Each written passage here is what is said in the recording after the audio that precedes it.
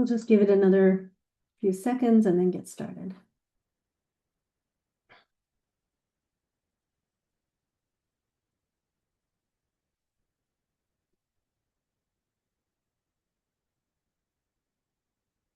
Good morning, everyone, and welcome to today's event for the release of our newest report, Overworked and Under Pressure, a study of supermarket workers in Los Angeles and Orange County Koreatowns. My name is Alexandra Sa, and I'm the Executive Director of KIWA. We're excited to share this new research, which examines the daily realities that supermarket workers in Koreatown face. Our event this morning bridges research, worker experiences, and public health perspectives. We'll start by presenting our key research findings. After that, we'll move into a panel discussion featuring workers, organizers, researchers, and public health experts. And finally, we'll close with an audience Q&A and some additional reflections from our panelists. I want to take a moment first to highlight the research partners of this report. The UCLA Labor Center develops research, education, and policy initiatives that aim to create good jobs, improve job quality in the low-wage economy, and support immigrant integration, especially among students and youth. AAPI Data produces accurate research to shift narratives and drive action for Asian American, Native Hawaiian, and Pacific Islander communities, aiming to ensure all Asian American and NHPI communities are recognized, valued, and prioritized. Lastly, for those who may not be familiar with us, KIWA is a multi-ethnic worker center founded in 1992. We organize immigrant workers in low-wage industries to improve workplace conditions and strengthen our communities. In addition to organizing, we provide direct services, engage in local and statewide policy advocacy, conduct original research, and develop affordable housing. We'd like to express our deep appreciation to our supporters for funding this research, and in particular, the Korean American Community Foundation. Here are today's speakers on the screen. And I will now pass it to Lucero Herrera, researcher at the UCLA Labor Center and co-author of the report, who will walk us through some of the key takeaways from the research. Lucero? Thank you, Alexandra, and good morning, everyone. Thank you so much for joining us today. This report is really the culmination of over 2 years of collaboration grounded in a mixed methods research approach, and also in the principles of research justice, which means that we do research with and for workers. We conducted 331 surveys with supermarket workers and 20 in-depth interviews in Koreatowns across Los Angeles and in Orange County, particularly in Buena Park and in Garden Grove. We also analyzed demographic and industry data. And in the summer of last year, we hosted a gallery walk with workers and community members to really help ground our analysis and shape our recommendations. Next slide, please. So why focus on supermarkets and why in Koreatown? Well, supermarkets in Koreatowns play a really important role. They're more than places to shop. They are cultural and economic anchors for many immigrant communities. They connect people to food, to culture, and to traditions. They also provide accessible employment opportunities to workers of diverse backgrounds, and really provide spaces for people to come together, to meet, to share information, and to build community.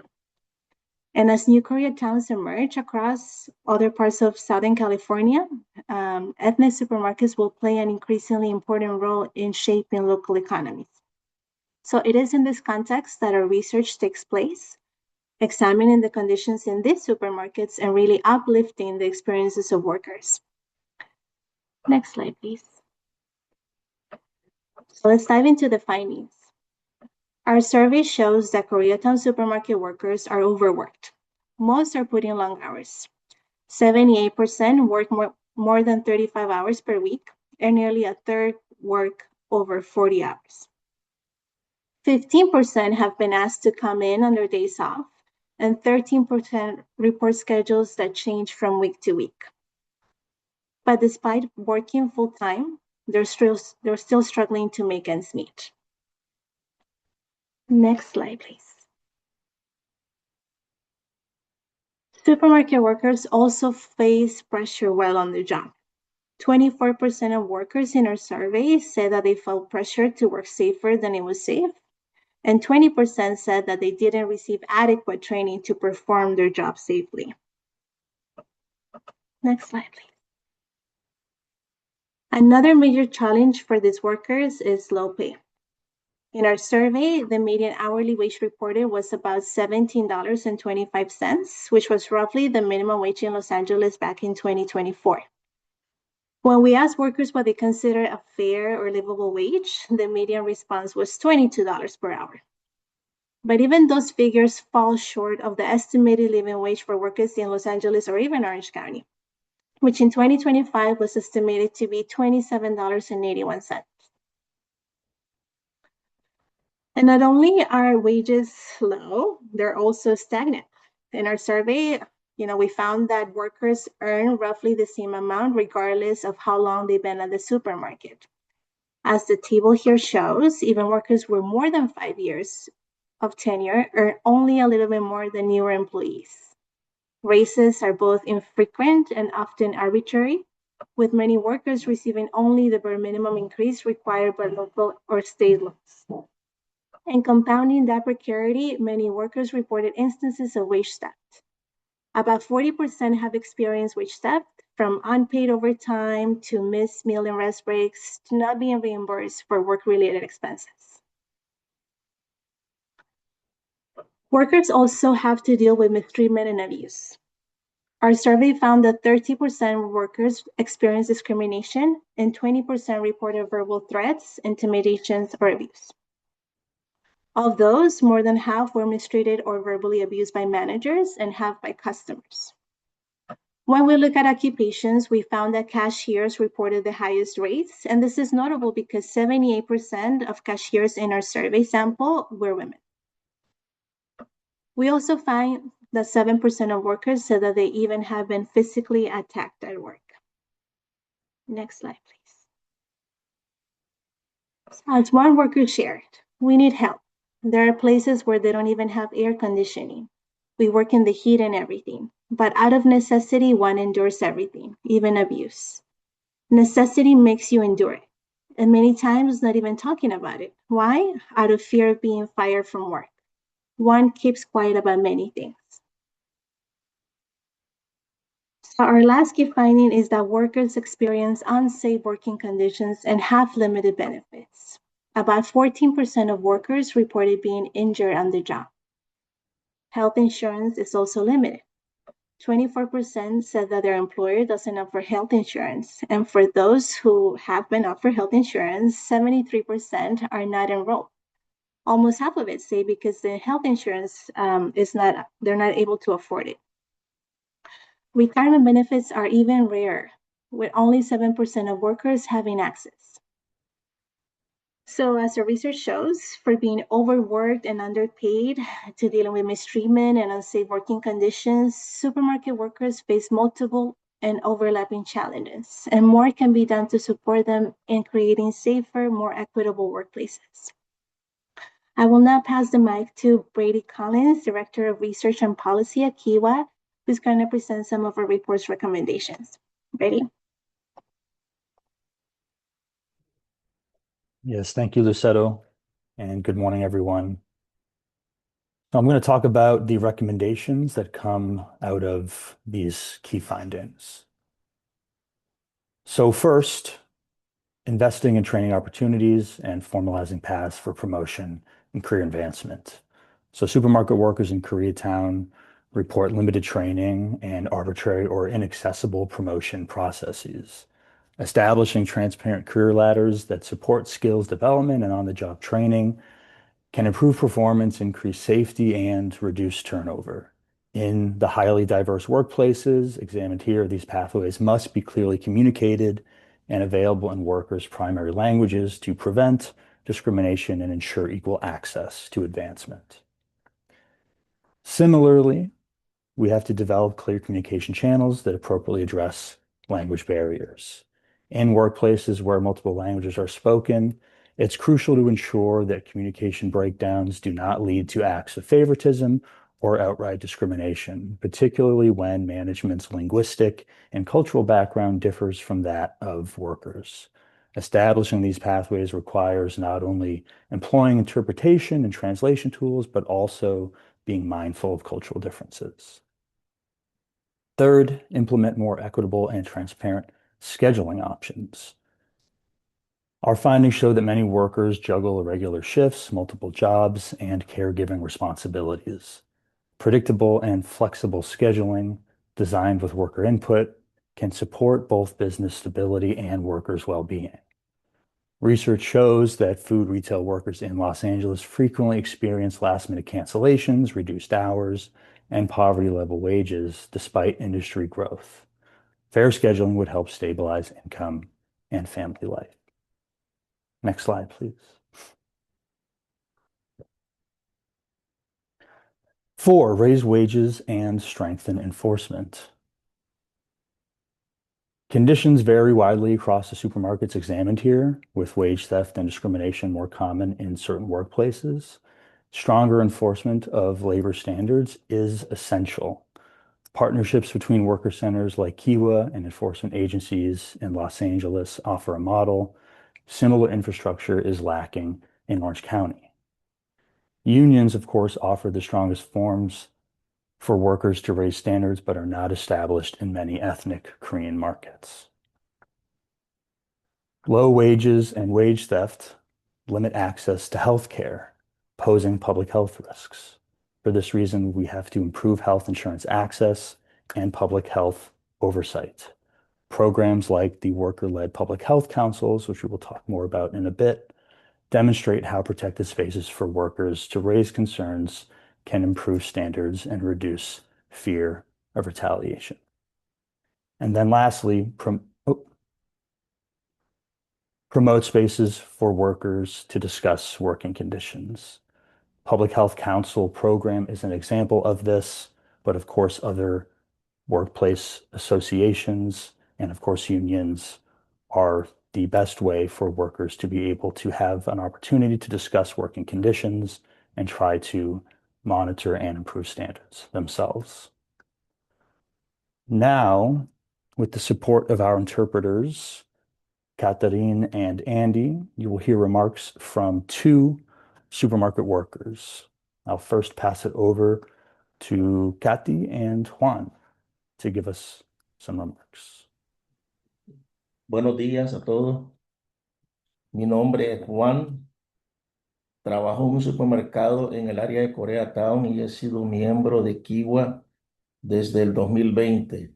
Yo participé en la encuesta y compartí mi experiencia de este estudio que KIWA hizo junto a UCLA sobre las condiciones laborales de los trabajadores de supermercado de Los Ángeles y el condado de Orange. Good morning, everybody. My name is Juan. I work at supermarket in Koreatown area, and I have been a member of KIWA since 2020. I participated in the surveys and share my experience for this study that KIWA conduct in collaboration with UCLA Labor Center about the working condition of supermarket workers in Los Angeles and Orange County. Yeah.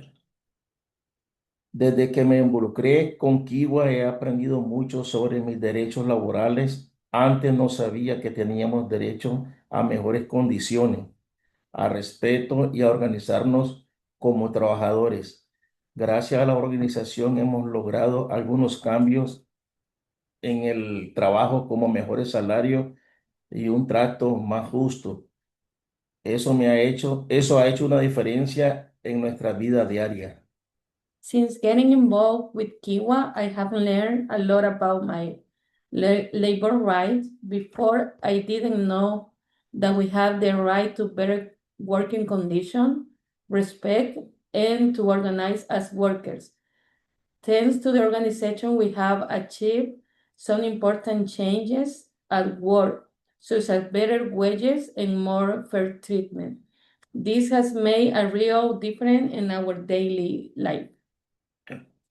Pero también quiero ser claro, Aunque hemos aprendido nuestros derechos y hemos ganado algunas mejoras, todavía falta mucho por hacer. Las condiciones laborables para nuestros trabajadores de supermercado aún no son justas. Todavía hay mucho estrés, pocas horas de trabajo y muchas preocupaciones. But I also want to be clear. Even though we have learned about our rights and have won some improvement. There is still a lot of work to be done. Working conditions for many supermarket workers are still not fair. There is still a lot of stress, limit work hours, and many worries. Uno de los problemas más grandes sigue siendo el salario. El costo de la vida es muy alto. La renta, la comida, los gastos básicos, con las horas que nos dan y con los salarios actuales, muchas veces no alcanza para cubrir todos los gastos, ni aquí ni para apoyar a nuestra familia. Trabajamos duro todos los días, pero aún así es difícil salir adelante. One of the biggest problems continue to be the wages. The cost of life is very high. Rent, food, and basic expenses keep going out. With the hours we giving and the wages we earn, it is often not enough to cover all our expenses or to support our families. We work hard every day, but it's still difficult to get by. Este estudio, sí. Este estudio es importante porque muestra la realidad que vivimos los trabajadores. No solo es mi historia, es la historia de muchos compañeros. Espero que este estudio ayude a que haya más conciencia y que se tomen decisiones para que los trabajadores de supermercados tengamos condiciones más justas y una vida más digna. This study is important because it shows the reality that workers are living every day. It's not just my story, it's the story of many workers. I hope this story helps raise awareness and leads to decisions to create more fair working conditions and more dignified life for supermarket workers. Thank you. Thank you, Juan, and thank you, Kati, for that testimony. I'm now going to pass it over to Sue and translator Andy to talk a bit more about the experiences of supermarket workers. Go ahead. 네. 안녕하세요. 저는 한국마켓에서 근무하고 있으며 포지션은 캐셔입니다. 저는 한국에서 태어나 학교를 마치고 회사 생활을 하던 중 미국으로 이민 오게 되었습니다. 미국으로 이민 온 지는 거의 40년이 되었으며 마켓에 근무하기 전에는 개인 사업을 하며 두 자녀를 키웠습니다. 이민 생활은 쉽지 않았으나 가정이라는 책임으로 버티며 살았습니다. 현재는 혼자 살고 있으나 마켓에서는 받는 임금으로는 생활하기가 힘들고 때때로 자녀들의 도움을 받으며 생활하고 있습니다. So hello, I'm a worker at a grocery market located within Koreatown, and I'm working as a cashier. I immigrated to US nearly 40 years ago after finishing school and working in Korea. Before my time at the market, I ran a small business while raising 2 children. Immigrant life has been tough, but my sense of responsibility as a head of household kept me going. Today, living alone on a market wage is a struggle, and often I have to rely on my children just to get by. 마켓에서의 근무는 대체적으로 스트레스와 억압의 연속인 것 같습니다. 현재 일하는 곳에서는 저는 병가와 휴가를 마음대로 쓰지 못하고 있습니다. 휴가를 쓰는 날짜는 정하는 것은 항상 매니저의 개입이 있었습니다. 병가를 써야 할 때도 눈치를 보며 어렵게 사용할 경우가 많았고요. 심지어는 제가 팔을 다쳐서 몇 개월 정도 일을 못 나왔을 때도 저에게 전화로 업무 복귀를 재촉하는 일도 있었습니다. 원하는 때는 쉬는 거, 회복이 끝날 때까지 업무를 멈추는 것은 당연한 권리지만 당연하게 사용하기가 힘듭니다. So working at the market often feels like a constant cycle of stress and pressure. I don't have the freedom to take a sick leave or vacation when I need to. Managers always interfere with my schedule, and even using a sick day feels like a battle. When I injured my arm and couldn't work for a few months, I was repeatedly pressured over the phone to return before I could fully recover. Taking a break to recover should be a basic right, yet it feels impossible to exercise. 그리고 이러한 어려움을 겪는 것은 비단 저뿐이 아니라 생각합니다. 저희 동료들, 나아가 다른 마켓, 식당 등 다양한 업종에서 노동자들이 겪는 일이라 생각합니다. 특히 저같이 직업의 선택의 폭이 상대적으로 적은 이민 노동자들이라면 더더욱 많이 겪는 일이라 생각합니다. 그러기에 노동자들을 조직하고 격려하는 커뮤니티, 단체의 필요성을 느끼게 되었으며 실제로 도움을 받기도 했습니다. 저뿐만 아닌 모든 이민 노동자들이 이러한 커뮤니티 단체를 통하여 자신의 권리를 알고 행사할 수 있기를 바랍니다. 감사합니다. But I know I'm not the only one going through this. My coworkers and people in restaurants and other markets are going through a very similar thing, especially for immigrant workers who feel like they have fewer choices. These unfair situations happen far too often. That's when I realized how much we need community organizations that organize and support us. I personally felt the strength that they provide, and I hope all immigrant workers can learn about their rights and feel empowered to use them through these community organizations. Thank you.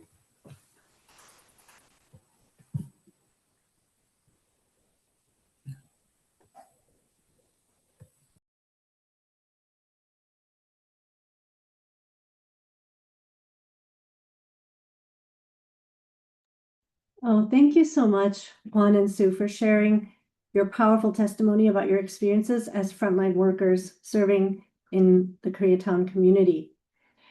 I'd like now to introduce Alice Berliner, Director of the Office of Worker Health and Safety at the LA County Department of Public Health. Can you explain, Alice, how DPH's partnerships with community-based organizations, including KIWA, started and what impact it's having for workers on the ground? Yeah, absolutely. And thanks everyone for having me. Thank you, KIWA and the UCLA Labor Center. Yeah, I'll first say what struck me most about this report was just the underlying connections between community and worker health. And, for a community to thrive, workers need to thrive and vice versa. Especially when we think about, grocery stores being so central to a community. The definition of a public health threat is any natural or man-made event or condition that causes or has potential to cause substantial harm or injury or death to a population. And a core pillar of a public health threat, really considers financial well-being as being a key contributor to health outcomes. So, issues of wage theft or patterns of injuries and illnesses, especially when, they're widespread within a geographical area like LA or Orange County, Koreatown, an industry or a grocery store. In the case of the report, it directly threatens the well-being of a group. And when we consider law-breaking employers knowingly putting workers at risk, stealing wages, exploiting them to turn a profit, they threaten public health and the well-being of a community at large. So our Office of Worker Health and Safety, we grew out of the Public Health Council's program, which KIWA and so many other worker centers here in LA County were so vital in establishing and creating. And it was, low wage and immigrant workers in LA counties that face the highest rates of occupational injuries, illnesses, and fatalities. And likewise, they were disproportionately impacted during the pandemic, where they saw pre-existing hazards that they faced, further exacerbated during the pandemic and the emergency situation. So it was really in response to these issues that KIWA and these other worker centers came together with workers and advocates and the LA County Department of Public Health to create the Public Health Council's initiative in 2020. And this program's really been instrumental in creating and bridging strong trust between public agencies like ours and worker centers and workers. And it was really the first time that it's allowed the county, LA County, to reach high risk workers, hard to reach communities that we otherwise did not have access to, partnering with organizations, trusted organizations, to be able to then connect with communities and help them navigate very urgent issues at work has been huge, just in terms of allowing us to be able to do the work we do in serving the county. The model, I'll just quickly say, public health, we train and certify worker organizations like KIWA, who we call certified worker organizations. And then KIWA, goes out and proactively engages with workers and educate them about, industry specific risks, prevention, workplace rights. But what's key about the Public Health Council program is that we really look to workers as the subject matter experts. Workers know best what hazards they face. They also know best how to address issues that are facing themselves and their coworkers. And so these certified work organizations, they help workers form councils, as Brady, you were describing before. They help workers file complaints when there's observed noncompliance and violations. But then what's also key is that the public health councils are then actually comprised of workers in that who then serve as peer-to-peer educators with one another. So they train each other on hazards and how to prevent hazards, but then also how to recognize things like wage theft and how to then further take action and access justice. And but I'll just close with saying, I mean, the Public Health Council program, it's been key for us at the county through these partnerships with organizations to, again, really be able to serve the most vulnerable communities in our county and ensure that everyone has access to fair wages, justice, safe and healthy workplaces. But thank you. Yeah, and thank you, Alice, for your important insights. So we're now going to take some questions from the audience.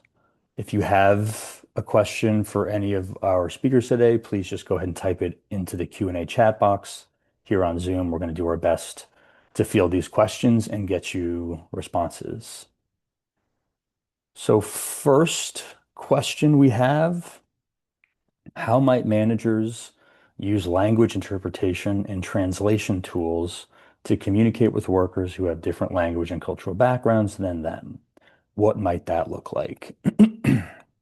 So I'll respond to this.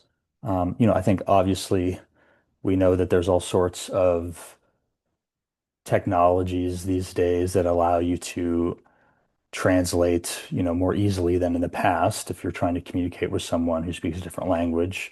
I'm sure those will continue to be a tool. I think the important takeaway from this report is that there really does need to be spaces for workers across racial and ethnic lines and linguistic barriers to have the ability to talk about working conditions, right? And it's in these spaces, whether it's a public health council or a worker committee, that they can establish better kind of communication practices and also figure out, well, how do these linguistic barriers potentially create issues in the workplace and how can we resolve them? So I think that really is the best tool, is having workers able to create these kinds of committees, these kinds of structures, and have space at the workplace to be able to talk about working conditions and resolve those issues themselves. Linguistic barriers are always going to be a challenge, of course, especially in the markets that we've examined, but I think that is a really important tool that we really value and see as more foundational than, the kind of apps that of course can be useful but are not going to solve everything.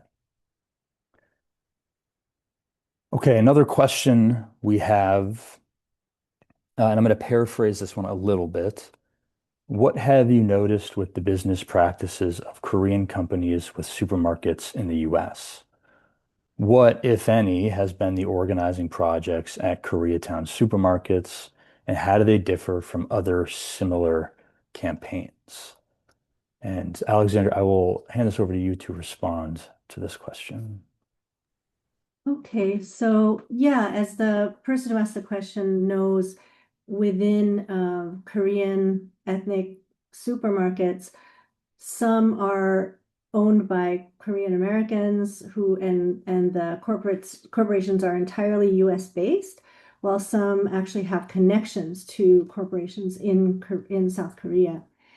And I think our research has noticed differences among the different markets, but I don't know that it only breaks down along the lines of US based versus ties to Korea. And so that's something we'd have to follow up with in more detail. But we have seen really interesting differences among the different markets where workers work. In terms of organizing projects, I think it is very hard, as in many immigrant community-owned businesses. Many workers feel they don't have a lot of other options, and whether it's because of immigration status, language barriers, or other reasons, often don't feel they have much choice, but must continue to experience very disrespectful and often illegal conditions.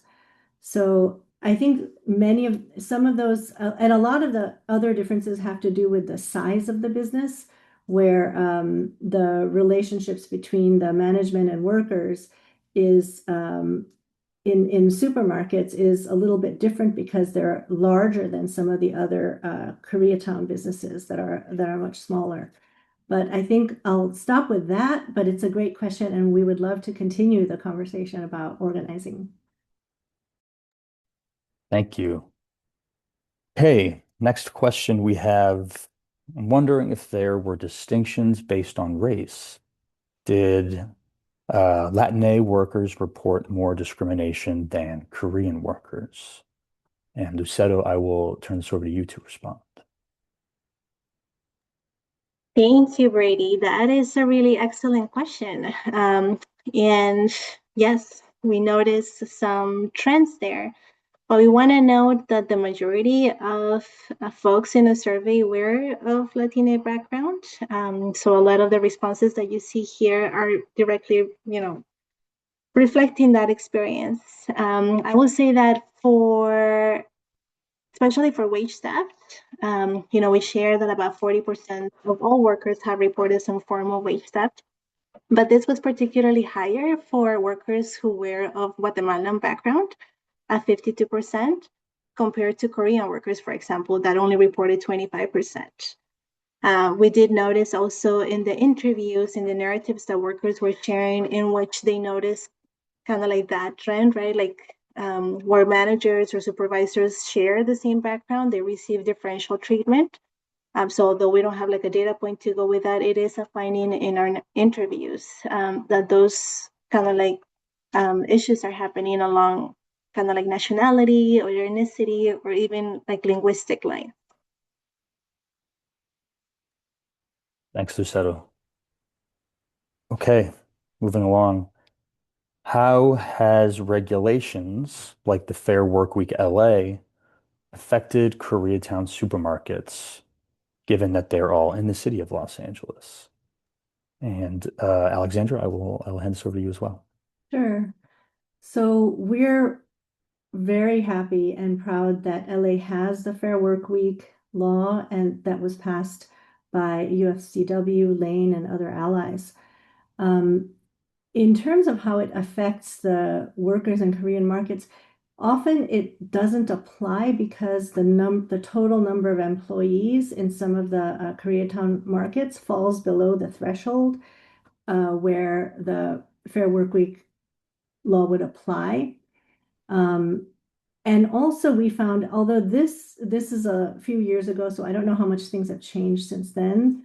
When I spoke to workers about this, there wasn't as much of the kind of algorithmic scheduling difficulties that many workers in larger US-based supermarkets were experiencing. I think we might see that changing, especially with the advent of AI in all aspects of our lives. But there was less of that kind of control over workers' schedules in many of the ethnic markets where we spoke to people. Thank you. Okay, and next question. To what extent do the issues also apply to other workers like restaurant workers? Are these recommendations similar across sectors, or are there important differences based on the structure of supermarkets versus restaurants? So I'm very happy that somebody asked this question because it allows me to point you towards our report on the restaurant industry in Koreatown as well, and to say that this is actually the second report in a series that we've done with our partners. And yes, there are similarities, there are differences. You know, KIWA organizes prominently in both of these sectors, and so we see this play out a lot. I think what I would uplift is, first, the similarities, particularly in Koreatowns, both restaurants and supermarkets have extremely diverse workforces. And so some of those language barriers and possibilities for discrimination kind of coexist in both sectors. Similarly, in restaurants, there's kind of a divide between the front of the house and the back of the house workers, oftentimes around ethnic and linguistic lines. I think in supermarkets that's similar, but there's actually more departments. You have produce, you have meat, you have fish, you have those that are cashiers, those that work in stocking the shelves. So there's kind of even more opportunities, I think, for workers to feel divided based off of where they work in the market. Of course, we see similarities in terms of workers having to work multiple jobs in order to make ends meet, being paid low wages, experiencing wage theft. If you look at our restaurant report, you'll see that one of the important findings there is that tip theft, a kind of unique form of wage theft, is very problematic in the restaurant industry, specifically, less so in the supermarket industry, of course, for obvious reasons.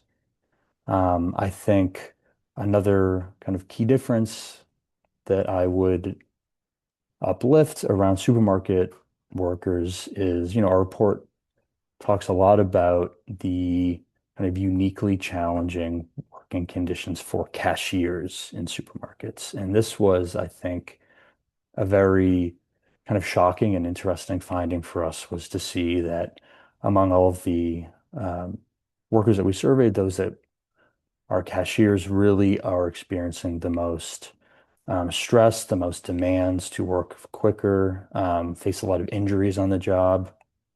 And I think it's not a occupation that in the public imagination we associate as being a potentially dangerous or precarious position, but the findings here really suggest that it can be, and especially from a public health perspective, given that there are so many customers and long lines at a lot of the checkout aisles in these supermarkets. So I think, yes, there's lots of similarities, and then I think some important differences just based off of how these two sectors operate.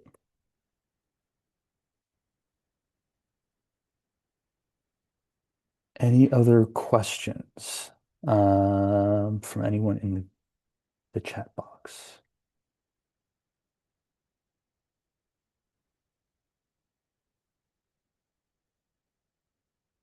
Okay. Well, I'll ask a question just to get a little bit of a discussion going for some of our organizers who are translators today. Wanted to ask, Kati, if you can you tell us a little bit about, what is the most challenging aspect of trying to organize in these ethnic supermarkets? Kati or Andy as well.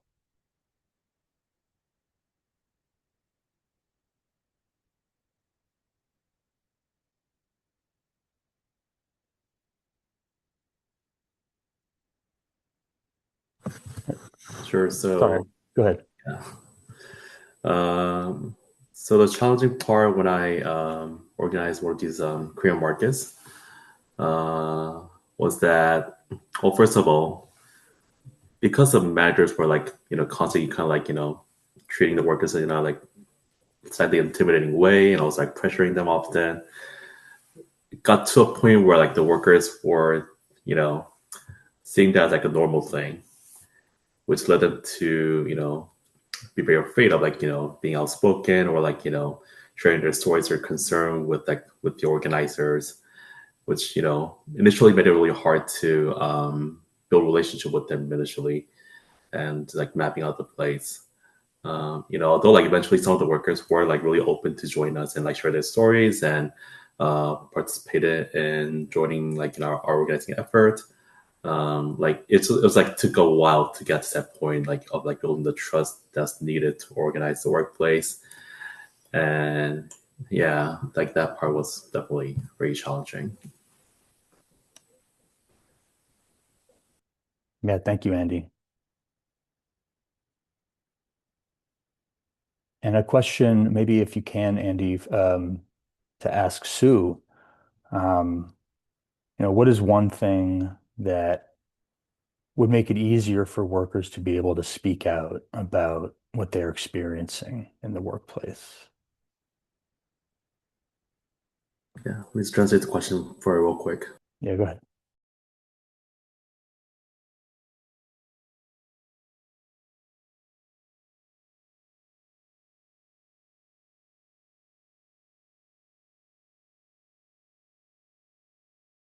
네. 매니저가 좀 이렇게 직원들하고 이렇게 그 리레이션십을 하면서 얘기도 좀 하면서 뭐 이런 걸 해야 되는데 강압적으로 자기식으로만 얘기를 하는 거 그런 걸 고쳐야 돼. 진짜 그건. So one of the things that needs to be fixed starts with the management, because oftentimes instead of communicating with the managers, instead of communicating with the workers, they often just oppress them and in a very intimidating way, which prevents the communication from happening and prevents the workers from actually being outspoken. Thank you. Yeah, thank you, Sue.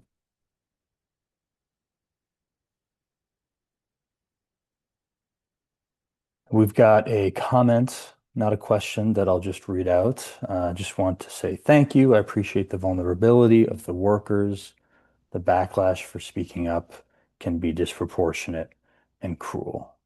Yes, absolutely. Thank you.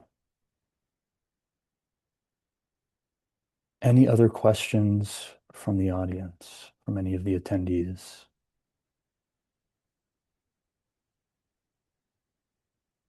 Okay, maybe one more question I'll ask for Juan. Kathy, if you can translate for Juan.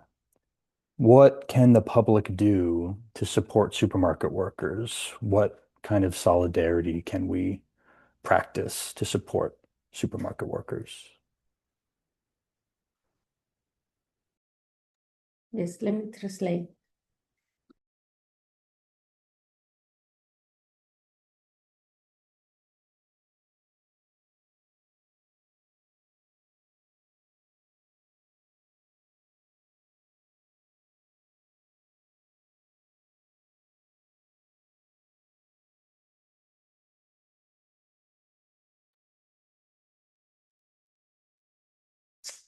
Eh,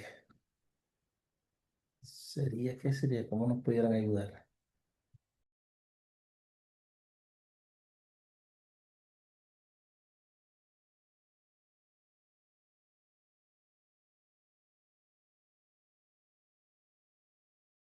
Oh, wait, Kathy, you gotta unmute yourself, I think.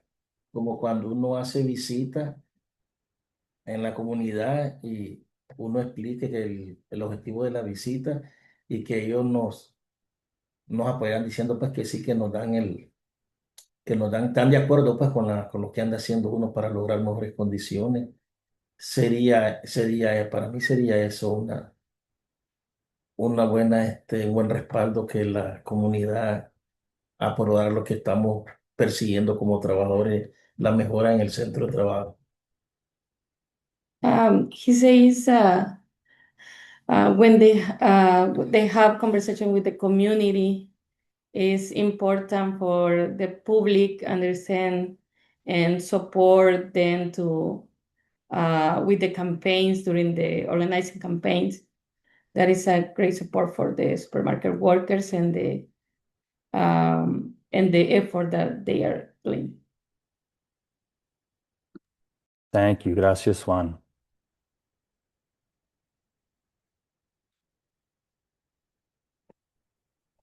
Okay. If I can just add to that, Brady, would Go that be ahead. okay? Sorry. Yeah, please. Yeah, I mean, I would just say that, like part of our goal with this research is to make this work more visible, right? We see it a lot in social media and kind of like in, pop culture, the rise of, like the interest for folks for ethnic foods and Korean foods and supermarkets, especially. So as we see kind of like more interest, let's also show that level of interest for working conditions for the workers that actually make this work possible. And let's show up, like supermarkets are known for kind of like building that community and being those spaces. So as community members and as the public, let's show up for workers too. Whatever campaign they have going on, kind of like understanding the working conditions better. And we hope that our report helps eliminate some of the conditions here. But this should also, kind of like question, let's support, of course, like ethnic entrepreneurship and supermarkets, but let's also see how we can support workers moving forward. Thanks, Lucero. Got one more question I'll read out and respond to. What were some challenges that you encountered in reaching out to the grocery store workers? Are there some biases/limitations in the research or things you feel you were not able to gather information on due to the precarious nature of the work? So this is a fantastic question as well. And I think what we can say from our experience is that this is an extremely hard to reach population in terms of data collection. Our organizers, our survey team were on the ground at workplaces trying to recruit workers to participate in a survey or an interview while they were on their breaks, their rest breaks, their meal breaks, while they were leaving work or on their way to work. And oftentimes workers do not want to speak out about these working conditions, as our findings of our report indicate. And so it's no different as you're trying to ask them as part of a survey what it's like to work at this particular supermarket and what challenges they face. So I think the data collection process itself was really, really difficult. I think we did a fantastic job because we drew from KIWA's organizing history and networks in these communities and trust that we've built over the years. But I think, our data could be more complete if only workers felt a little bit more comfortable and protected in talking to us during the data collection process. So I think that is, of course, a limitation of the study. And nonetheless, I think I can confidently say that the data collection that we were able to pull off was remarkable in how we were able to reach workers where they are in Koreatown in Los Angeles and in these Koreatowns in Orange County. So with that, oh, go ahead. Sorry, Lucero, please. I will also note, especially for the audience today, that we conducted this research almost before the onslaught of ICE, right, like immigration enforcement. So we were lucky to be able to catch workers and be able to document sort of this baseline before the last year happened, right? So I am, confident that we were trying to reach out workers in the way that we did, and we tried to talk to them. Workers will not be able to talk and share and conduct surveys and do interviews just because of the fear and the retaliation that is happening. So what we see here is way before that onslaught of ICE activity in our communities. Yeah, and it's worth that's a really important reflection, and it's worth mentioning as well that, conducting a study like this in the current moment feels even more challenging, right? To get workers to talk to researchers about what they're going through, given what they are dealing with in terms of immigration enforcement. So thank you for uplifting that, Lucero. So that is all we have today. Thank you so much. What we've heard today shows how essential this work is, not only for workers' rights, but also for the health and safety of our communities.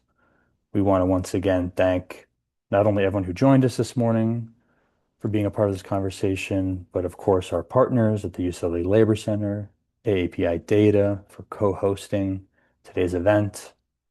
If you haven't already, you can download the full report, Overworked and Under Pressure, a study of supermarket workers in Los Angeles and Orange County, Koreatowns, on the UCLA Labor Center's website. We're also sharing the link in the chat, so you can access it there as well. And thank you again for being with us.